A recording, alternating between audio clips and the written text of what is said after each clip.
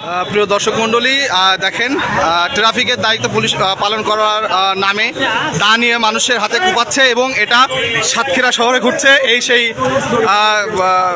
বদমায়েশ যে ছাত্রদের আন্দোলনকে প্রশ্নবিদ্ধ করার চেষ্টা করছে এবং পাশাপাশি সাতক্ষীরা শহরে আজকে হিন্দুদের একটি সমাবেশ হচ্ছে এবং সে বেছে বেছে কিন্তু হিন্দুদেরকে আঘাত করছে। এই সেই বদমায়েশ, দেখেন একে সাতক্ষীরা শহরের পুরাতন সাতক্ষীরার মানুষ তাকে ধরে এখন কিন্তু তারা সেনাবাহিনীর হাতে সোপর্দ করবে।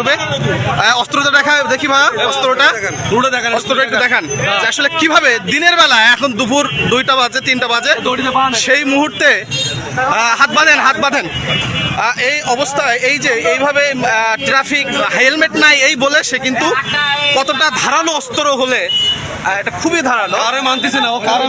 দেখেন দুপুরবেলা সে কিন্তু মানুষের মাথায় হেলমেট নেই এই বলে সে কোপাচ্ছে। এই কি আসলে স্টুডেন্ট? আপনারা